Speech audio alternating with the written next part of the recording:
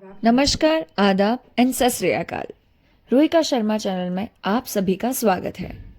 आज की कहानी हम पढ़ने वाले हैं प्रेमचंद्र जी द्वारा रचित कहानी दो बैलों की कथा, जो कि कक्षा 9वीं की भी पहली चैप्टर फर्स्ट है।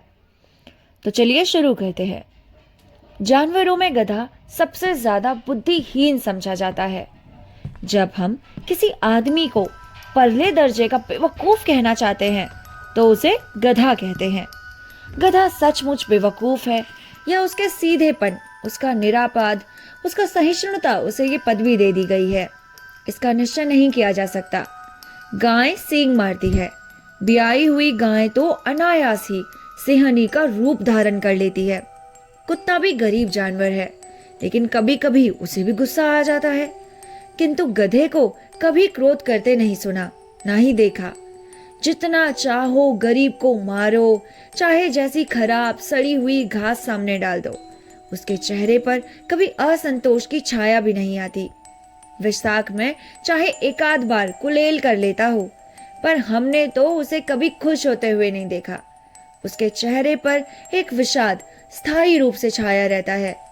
दुख, सुख, हानि, लाभ, किसी भी दशा में उसे बदलते नहीं देखा। ऋषियों मुनियों ने जितने गुण हैं वे सभी उसमें पराकाष्ठा से भरे हुए हैं। कदाचित सीधापन संसार के लिए उपयुक्त नहीं है। देखिए ना, भारतवासियों की अफ्रीका में क्या दुर्दशा हो रही है। क्यों अमेरिका में उन्हें घुसने नहीं दिया जाता? बेचारे शराब नहीं पीते, 4 पैसे कुसमय के लिए बचा कर रखते हैं, जी तोड़ कर काम करते हैं, कभी किसी से लड़ाई झगड़ा नहीं करते, 4 बातें सुनकर गम खा लेते हैं, फिर भी बदनाम है। भी ईद कहा जाता है से देना जीवन के आदर्श को नीचा करते हैं, कहलाने लगते। जापान की मिसाल सामने है। एक ही विजय ने उसे संसार की सभ्य जातियों में गण्य बना दिया। लेकिन गधे का छोटा भाई एक और भी है, जो उससे कम ही गधा है। वह है बैल। जिस अर्थ में हम गधे का प्रयोग करते हैं, उसी से मिलते जुलते अर्थ में बछिया के ताऊ का भी प्रयोग करते हैं। कुछ लोग बैल को शायद बेवकूफों में सर्वश्रेष्ठ कहेंगे, मगर हमारा विचार ऐसा नहीं है। बैल कभी कभी मारता भी है, कभी कभी अड़ियल बैल भी देखने में आता है, और भी कई रीतियों से अपना असंतोष प्रकट कर देता है। अतएव उसका स्थान गधे से नीचा है। झूरी काछी के दोनों बैलों के नाम थे होरी, हीरा और मोती।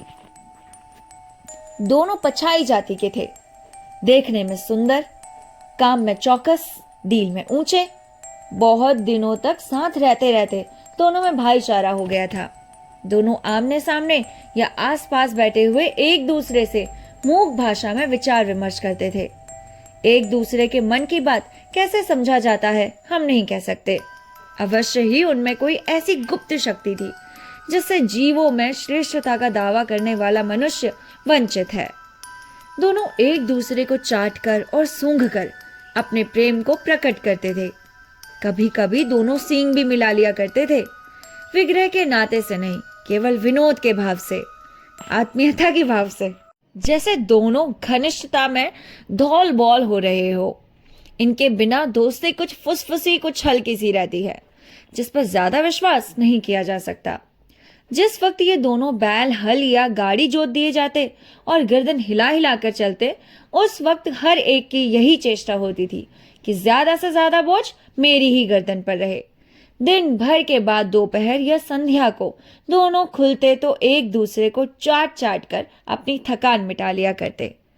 नांद में खली भूसा पड़ जाने के बाद दोनों साथ उठते, साथ नांद में मुंह डालते और साथ ही बैठते थे। एक मुंह हटा लेता तो दूसरा भी हटा लेता था।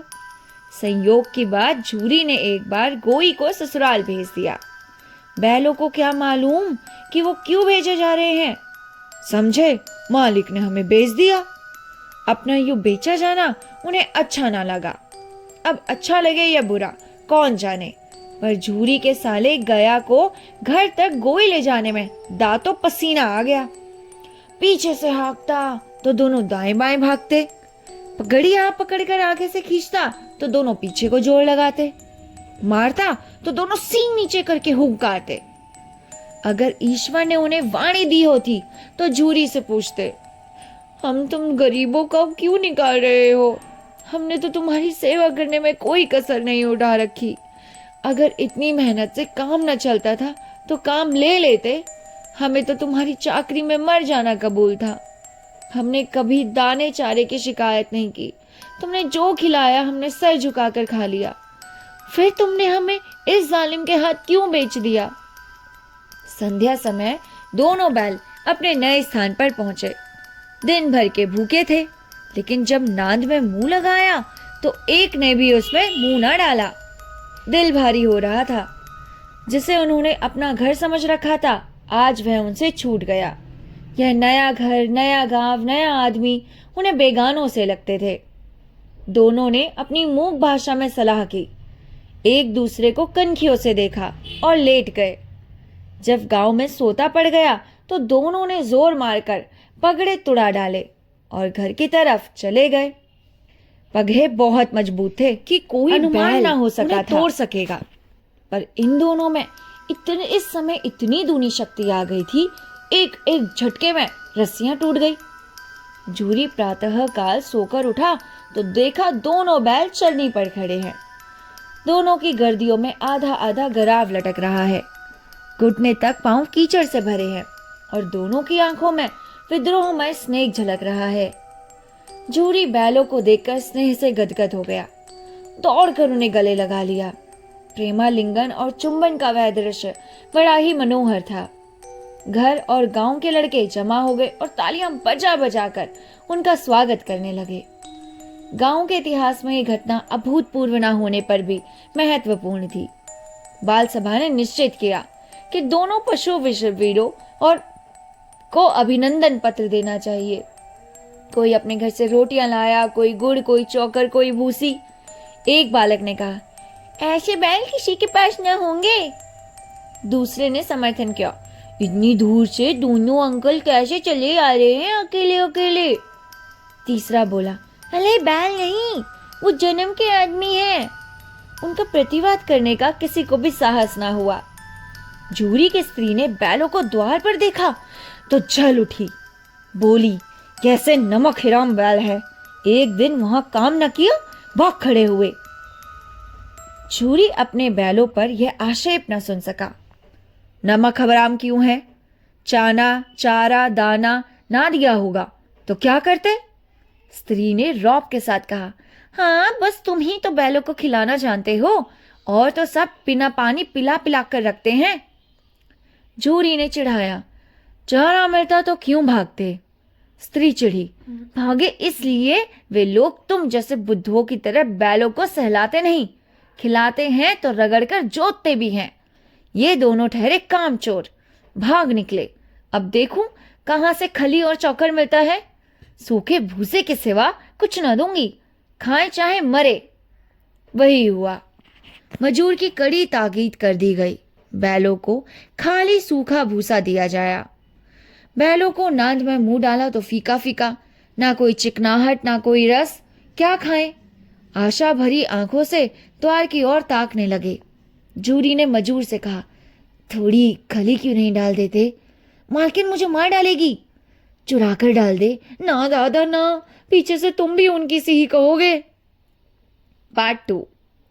दूसरे दिन जूरी का साला फिर आया और बैलों को लेकर चला गया। अब की उसने दोनों को गाड़ी में जोता। 2-4 बार मोती ने गाड़ी को सड़क की खाई में गिराना चाहा, पर हीरा ने संभाल लिया। वो ज्यादा सहनशील था। संध्या समय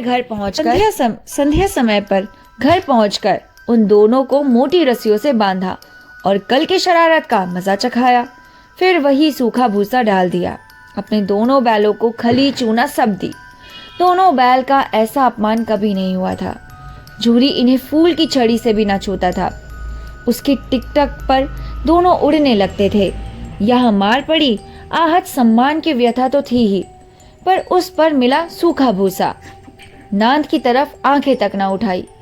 दूसरे दिन गया ने बैलों को हल में जोता, पर इन दोनों ने जैसे पांव ना उठाने की कसम खा ली थी।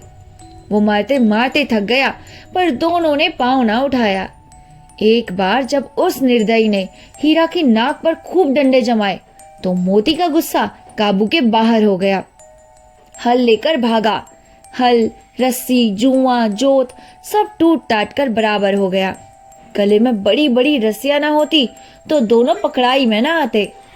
हीरा ने मूक भाषा में कहा, भागना व्यर्थ है। मोती ने कहा, तुम्हारी इससे जान ही ले ली थी, अब की बार मार पड़ेगी।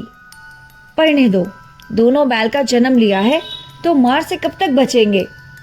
गया दो आदमियों के साथ दौड़ा आ रहा था। दोनों के हाथों में लाठियां हैं। मोती बोला, कहो तो दिखा दो कुछ मजा, लाठी लेकर आ रहा है।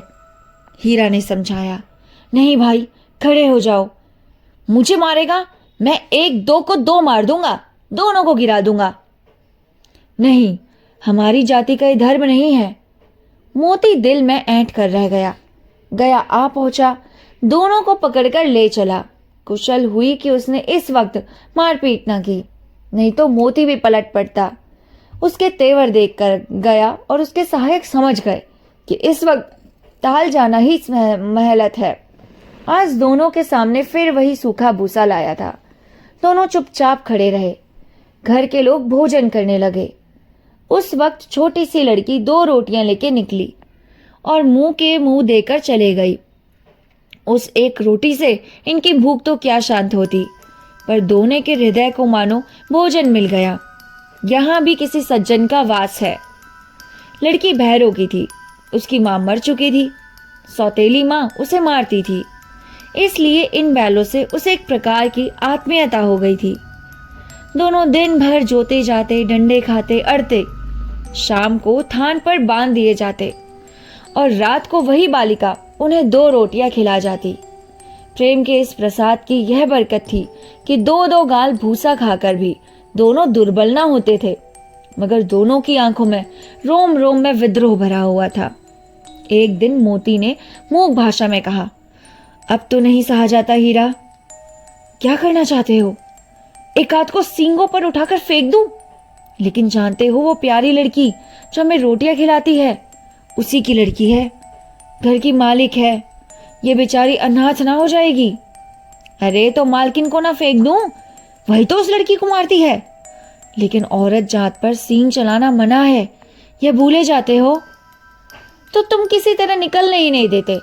बताओ, तुड़ाकर भाग चलें? हाँ, मैं ये स्वीकार करता हूं, लेकिन इतनी मोटी रस्सी टूटेगी कैसे? इसका एक उपाय है। पहले रस्सी को थोड़ा सा चबा लो, फिर एक झटके में जाती है। रात को जब बालिका रोटियां खिलाकर चले गई, दोनों रस्सियां चबाने लगे, पर मोटी रस्सी मुंह में ना आती थी। बेचारे बार बार जोर लगाकर रह जाते थे। सहसा घर का द्वार खुला और वही लड़की मिली। दोनों सर झुकाकर उसका हाथ चाटने लगे। दोनों की पूंछें खड़ी हो गई।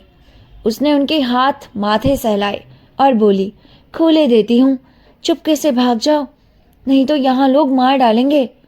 आज घर में सलाह हो रही थी कि इनकी नाकों में नाथ डाल दी जाए। उसने गराव खोल दिया। दोनों चुपचाप खड़े हो गए। मोती ने अपनी मूक भाषा में पूछा, अब चलते क्यों नहीं? ने कहा, चले तो, लेकिन कल इस अनाथ पर आफत आएगी, सब इसी पर संदेह करेंगे। सहसा बालिका चिल्लाई, दोनों फूफा वाले बैग भागे जा रहे हैं। ओ दादा, दादा, दोनों बैल भागे जा रहे, जल्दी दौड़ो, जल्दी जल्दी जल्दी। गया हड़बड़ाकर भीतर से निकला और बैलों को पकड़ने चला। वो दोनों भागे। गया ने पीछा किया और भी तेज हुए। गया ने शोर मचाया। फिर गांव के कुछ आदमियों को भी साथ लेने के लिए लौटा। दोनों मित्रों को भागने का मौका मिल गया। सीधे दौड़ते चले गए, यहां तक कि मार्ग का ज्ञान न रहा। जिस परिचित मार्ग से आए थे उसका यहाँ पता न था। नए नए गांव मिलने लगे। तब दोनों एक खेत के किनारे खड़े होकर सोचने लगे, अब क्या करना चाहिए। हीरा ने कहा, मालूम होता है राह भूल गए हैं। तुम भी बेतहाशा भागो, वहीं उसे मार गिराना था। उसे मार गिराते तो दुनिया क्या कहती। वह अपना धर्म छोड़ दे, लेकिन हम अपना धर्म क्यों छोड़े। दोनों भूख से व्याकुल हो रहे थे। खेत में मटर खड़ी थी, चरने लगे। रह रहकर आहट लेते थे कि कोई आ तो नहीं रहा। जब पेट भर गया, दोनों ने आजादी का अनुभव किया। मस्त होकर उछलने कूदने लगे। पहले दोनों ने डकार ली, फिर सींग मिलाए और एक दूसरे को ठेलने लगे। मोती ने हीरा को कई कदम पीछे हटा दिया, यहां तक कि वह खाई में गिर गया। तब भी उसे क्रोध आया, संभल कर उठा और फिर मोती से मिल गया। मोती ने देखा खेल में झगड़ा हुआ है तो किनारे से हट गया। पार्ट 3। अरे यह क्या, कोई सांड डॉगता चला आ रहा है। हाँ, सांड ही है। वह सामने से आ पहुंचा। दोनों मित्र बगले झांक रहे थे। सांड पूरा हाथी है, उनसे भिड़ना जान से हाथ धोना है, लेकिन ना भिड़ने पर भी जान चली जाती है। इसी की तरफ आ भी रहा है। कितनी भयंकर सूरत है। मोती ने भूख भाषा में कहा, बुरे फंसे, जान बचेगी क्या? कोई उपाय सोचो। हीरा ने चिंतित स्वर में कहा, अपने घमंड में भूरा हुआ है, आरजू विनती न सुनेगा। भाग क्यों ना चले? भागना कायरता है। तो फिर यहीं मरो, बंदा तो 9 तो 11 होता है। और जो दौड़ाए, फिर कोई उपाय सोचो जल्दी।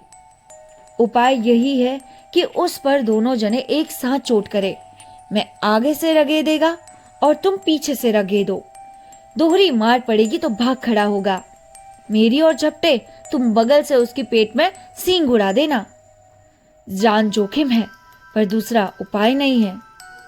दोनों मित्र जान हथेलियों में लेकर लपके। सांड को भी संगठित शत्रुओं से लड़ने का तजुर्बा न था। वह तो एक शत्रु से मल्ल युद्ध करने का आदी था। जो ही हीरा पर झपटा, मोती ने पीछे से दौड़ाया। सांड उसकी तरफ मुड़ा तो हीरा ने रगेदा। सांड चाहता था एक एक करके दोनों को गिरा दे, पर ये दोनों भी उस्ताद थे, उसे वह अवसर न देते थे। एक बार सांड झल्लाकर हीरा का अंत कर देने के लिए चला गया कि मोती ने बगल से आकर पेट में सींग भोंक दिया। सांड क्रोध से आकर फिर पीछे हटा तो हीरा ने दूसरे पहलू में सींग चुभा दिया। आखिर बेचारा जख्मी होकर भागा और दोनों मित्रों ने दूर तक उसका पीछा किया, यहाँ तक कि सांड बेदम होके गिरा। तब दोनों ने उसे छोड़ दिया।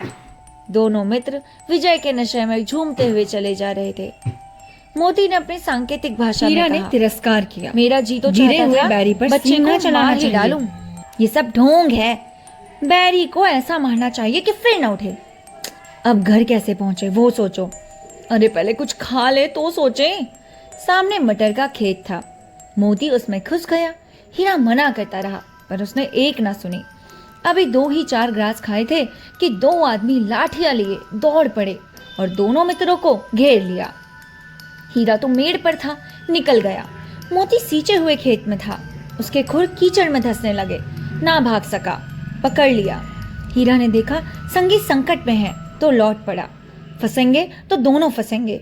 रखवालों ने उसे भी पकड़ लिया। प्रातःकाल दोनों मित्र कांची हाउस में बंद किए गए। पार्ट 4। दोनों मित्रों को जीवन में पहली बार ऐसा साबित पड़ा कि सारा दिन बीत गया और खाने को एक तिनका भी ना मिला।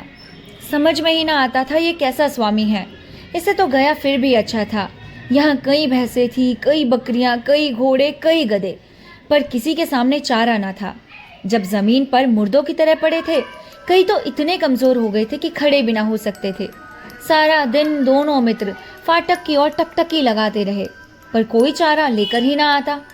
तब दोनों ने दीवार पर नमकीन मिट्टी चाटनी शुरू की, पर इससे क्या तृप्ति मिली। रात को भी जब भोजन न मिला तो हीरा के दिल में विद्रोह की ज्वाला दहक उठी। मोती से बोला, अब तो नहीं रहा जाता मोती। मोती ने सर लटकाए हुए जवाब दिया, मुझे तो मालूम होता है प्राण निकल गए। इतनी जल्द हिम्मत ना हारो भाई, यहाँ से भागने का कोई उपाय निकालना चाहिए। आओ दीवार तोड़ डालें। मुझसे तो अब कुछ नहीं होगा, बस इसी बूते पर अकड़ते थे, सारी अकड़ निकल गई। बाड़े की दीवार कच्ची थी, हीरा मजबूत तो था ही। अपने नुकीले सींग दीवार पर गाड़ दिए, जोर से मारा तो मिट्टी का एक चिप्पड़ निकल आया। फिर तो उसका साहस बढ़ा। उसने दौड़ दौड़ कर दीवारों पर चोटें की और हर चोट में थोड़ी थोड़ी मिट्टी गिराने लगा। उसी समय कांची हाउस पर चौकीदार लालटेन लेकर जानवरों की हाजिरी लेने आ निकला। हीरा का उज्जड़पन देखकर उसने कई डंडे रसीद दिए और मोटी सी रस्सी बांध दी। मोती ने पड़े पड़े कहा, आखिर मार खाई, क्या मिला? अपने बूते भर जोर से मार दिया। ऐसा जोर मारना किस काम का है कि और बंधन में पड़ जाएं? जोर तो मारता ही जाऊंगा, चाहे कितने ही बंधन पड़ते जाएं। जान से हाथ धोना पड़ता है। कुछ परवाह नहीं, यूं तो सबको मरना ही है। सोचो दीवार खुद जाती तो कितनी जानें बच जाती। इतने भाई यहाँ बंद हैं, किसी की देह में जान नहीं। 2-4 दिन और यही हाल रहा तो सब मर जाएंगे। हाँ, यह बात तो है। अच्छा तो ला, फिर मैं भी जोर लगाता हूँ। मोती ने भी दीवार में उसी जगह सींग मारा। थोड़ी सी मिट्टी गिरी और फिर हिम्मत बढ़ी। फिर तो जब दीवार में सींग लगाकर इस तरह जोर से मारने लगे मानो किसी प्रतिद्वंदी से लड़ रहा है। आखिर कोई 2 घंटे की जोर शक्ति से आजमाने के बाद दीवार ऊपर से लगभग 1 हाथ गिर गई। उससे दूनी शक्ति से दूसरा धक्का मारा तो आधी दीवार गिर पड़ी। दीवार का गिरना था कि अधमरे से पड़े हुए जानवर चेत उठे। तीनों घोड़ियां सरपट भाग निकली, फिर बकरियां निकली, इसके बाद भैंसें भी खिसक गई। पर गधे अभी के अभी ज्यों के त्यों पड़े थे। हीरा ने पूछा, तुम दोनों क्यों नहीं भाग लिए जाते? एक गधे ने कहा, जो पकड़ लिए जाए फिर क्या? तो क्या हर्ज है, अभी तो भागने का अवसर है। हमें तो डर लगता है, हम तो यहीं पड़े रहेंगे। आधी रात के ऊपर जा चुकी थी। दोनों गधे अभी तक खड़े सोच रहे थे कि भागे या ना भागे, और मोती अपने मित्र की रस्सी तोड़ने में लगा हुआ था। जब वो हार गया तो हीरा ने कहा, तुम जाओ, मुझे यहाँ पड़ा रहने दो, शायद कहीं भेंट हो जाए।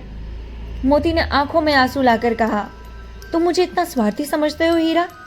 हम और तुम इतने दिनों तक साथ रहे, आज तुम विपत्ति में पड़ गए तो मैं तुम्हारा साथ छोड़कर अलग हो जाऊं? हीरा ने कहा, बहुत मार पड़ेगी, लोग समझ जाएंगे ये तुम्हारी शरारत है। मोती गर्व से बोला, जिस अपराध के लिए तुम्हारे गले में बंधन पड़ा, उसके लिए अगर मुझे मार पड़े तो क्या चिंता। इतना तो हो ही गया, 9-10 प्राणियों की जान बच गई, वो सब तो आशीर्वाद देंगे। ये कहते हुए मोती ने दोनों गधों को सींग मार मार कर बाड़े के बाहर निकाला और अपने बंधु के पास आकर सो रहा। भोर होते ही मुंशी और चौकीदार अन्य कर्मचारियों में कैसी खलबली मची।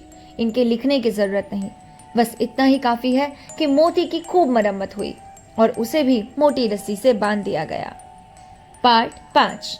1 सप्ताह तक दोनों मित्र वहीं बंधे पड़े रहे। चारों में किसी ने चारे का एक तृण भी न डाला। हाँ, एक बार पानी दिखा दिया जाता था, यही उनका आधार था। दोनों इतने दुर्बल हो गए थे कि उठा तक ना जाता था। ठिठरियां निकल आई थी। एक दिन बाड़े के सामने डुग्गी बजने लगी और दोपहर होते होते वहां 50-60 आदमी जमा हो गए। तब दोनों मित्र निकाले गए और उनकी देखभाल होने लगी। लोग आकर उनकी सूरत देखते और मन फीका करके चले जाते। ऐसे मृतक बैलों को कौन खरीदेगा? सहसा एक दड़ियल आदमी, जिसकी आंखें लाल थी और मुद्रा अत्यंत कठोर, आया। दोनों मित्रों के कूल्हे में उंगली गोदकर मुंशी जी से बात करने लगा। उसका चेहरा देखकर अंतर्ज्ञान से दोनों मित्र के दिल कांप उठे। वह कौन है और उन्हें क्यों टटोल रहा है, इस विषय में उन्हें कोई संदेह ना हुआ। दोनों ने एक दूसरे को भीत नेत्रों से देखा और सर झुका लिया। हीरा ने कहा, गया के घर से नाहक भागे, अब जान ना बचेगी। मोती ने अश्रद्धा के भाव से उत्तर दिया, कहते हैं भगवान सबके ऊपर दया करते हैं, उन्हें हमारे ऊपर दया नहीं आती। भगवान ने हमारा जीना मरना दोनों बराबर है, चलो अच्छा ही है, कुछ दिनों के पास तो रहेंगे उनके। एक बार भगवान ने उस लड़की के रूप में हमें बचाया, अब नहीं बचाएंगे क्या? यह आदमी छुरी चलाएगा, देख लेना। तो क्या चिंता है, मांस खाल सींग हड्डी सब किसी न किसी के काम तो आ जाएगी। नीलाम हो जाने के बाद दोनों मित्र उस दड़ियल के साथ चले। दोनों की बोटी बोटी कांप रही थी। बेचारे पांव तक ना उठा सकते थे, पर भय के मारे गिरते पड़ते भागे जाते थे, क्योंकि वह जरा भी चाल धीमा हो जाने पर जोर से डंडा जमा देता था। राह में गाय बैलों के एक रेवड़ हरे भरे घार में चरता नजर आया। सभी जानवर प्रसन्न थे, चिकने चपल, कोई उछलता था, कोई आनंद से बैठा पागुर करता था। कितना सुखी जीवन था उनका। पर कितने स्वार्थी हैं को ये मालूम किसी हुआ को कि चिंता परिचित रहा है। उनके 2 भाई बधिक के हाथ कैसे पड़े हुए उन्हें ले गया था। वही खेत, वही बाग, वही गांव, सब मिलने लगे। प्रतिक्षण उनकी चाल तेज होने लगी। सारी थकान, सारी दुर्बलता गायब हो गई। ये लो, अपना हार ही आ गया। यह कुएं पर हम चुलाने आया करते थे, यही कुआं है। मोती ने कहा, हमारा घर नजदीक आ गया। हीरा बोला, भगवान की दया है, मैं तो अब घर भागता हूँ। ये जाने देगा? अरे इसे मैं मार गिराता हूँ। नहीं नहीं, दौड़कर थान पर चलो, वहां से हम आगे ना जाएंगे। दोनों उन्मत्त होकर बछड़ों की भांति कुलेले करते हुए घर की ओर दौड़े। वह हमारा थान है। दोनों दौड़कर अपने थान पर आए और खड़े हो गए। दड़ियल भी पीछे पीछे दौड़ा चला आया। जूरी द्वार पर बैठा धूप खा रहा था। बैलों को देखते ही दौड़ा उनकी बारी बारी से गले लगाने लगा। मित्रों की आंखों से आनंद के आंसू बहने लगे। एक जूरी का हाथ चाट रहा था। दड़ियल ने जाकर दोनों की रस्सियां पकड़ ली। जूरी ने कहा, मेरे बैल हैं। तुम्हारे बैल कैसे? मैं मवेशी खानी से नीलाम लिए आता हूँ। मैं तो समझा हूँ चुराए लिए आते हो। चुपके से चले जाओ, मेरे बैल हैं। मैं बेचूंगा तो बिकेंगे। किसी को मेरे बैल नीलाम करने का क्या अख्तियार है? थाने जाकर रपट कर दूंगा। मेरे बैल है, इसका सबूत यह है कि मेरे द्वार पर खड़े हैं। दड़ियल झल्ला कर बैलों की जबरदस्ती पकड़ लेके ले जाने के लिए बढ़ा। उसी वक्त मोती ने सींग चलाया। दड़ियल पीछे हटा। मोती ने पीछा किया। दड़ियल भागा। मोती पीछे दौड़ा। गांव के बाहर निकल जाने पर वह रुका, पर खड़ा दड़ियल का रास्ता देख रहा था। दड़ियल दूर खड़ा धमकियां दे रहा था, गालियां निकाल रहा था, पत्थर फेंक रहा था, और मोती विजय शूर की भांति उसका रास्ता रोके खड़ा था। गांव के लोग ये तमाशा देखते और हंसते। जब दड़ियल हार कर चला गया तो मोती अकड़ता हुआ लौटा। हीरा ने कहा, मैं डर गया था, कहीं तुम गुस्से में आकर मार ना बैठो। अगर वह मुझे पकड़ता तो मैं बेमारे ना छोड़ता। अब ना आएगा। आएगा तो दूर से ही खबर लूंगा, देखूं कैसे आता है। जो गोली मरवा दे, मर जाऊंगा, उसके काम तो ना आऊंगा। हमारी जान को कोई जान नहीं समझता, इसलिए कि हम इतने सीधे हैं। जरा देर में नादों में खली, भूसा, चोकर, दाना भर दिया गया और दोनों मित्र खाने लगे। जूरी खड़ा दोनों को सहला रहा था और 20 लड़के तमाशा देख रहे थे। सारे गांव में उछा सा माहौल होता था। उसी समय मालकिन ने आकर दोनों के माथे चूम लिए और कहानी यहीं पर खत्म हो गई। अगर आपको इस कहानी के प्रश्न उत्तर भी चाहिए तो आप हमें कमेंट करके बता सकते हैं, हम उनके प्रश्न उत्तर भी ज़रूर समझाएंगे। मिलते हैं आपको नई कहानी के साथ, तब तक के लिए नमस्कार।